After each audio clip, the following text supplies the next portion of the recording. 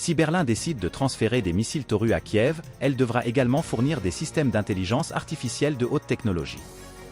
Le problème, c'est que la Bundeswehr en manque cruellement, et que si des équipements précieux sont livrés à l'Ukraine, l'Allemagne elle-même se retrouvera sans défense. L'accusation est grave. Non, il ne s'agit pas de la divulgation de secrets d'État. Si c'est le cas, des problèmes complètement différents se posent.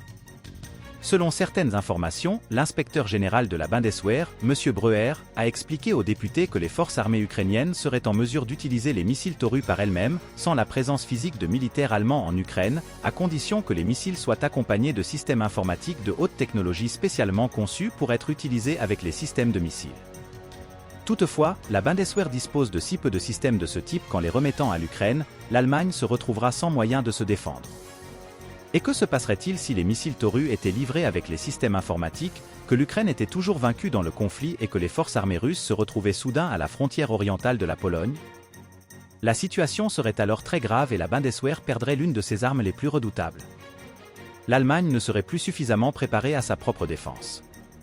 L'idée principale de ce scénario, à savoir que la Russie pourrait attaquer un pays de l'OTAN, ne doit pas être totalement prise au pied de la lettre.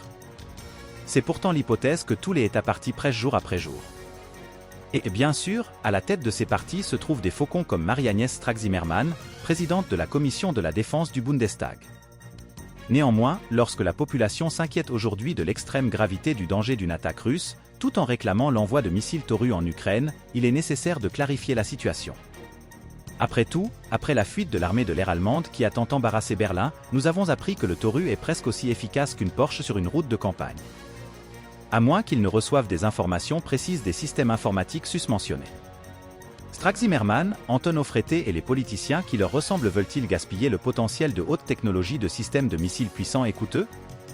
Ou bien prennent-ils consciemment un risque, sachant que l'Allemagne se retrouvera avec une défense gravement affaiblie en cas d'attaque russe, qu'ils estiment effectivement possible?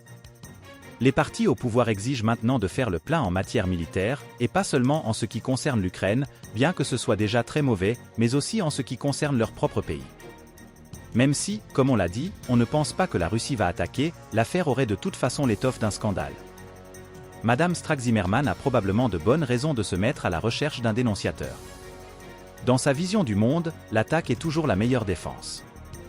Et punir un informateur en donnant un exemple sévère et intimidant à tout le monde est une mauvaise tradition dans le partenariat américano-européen.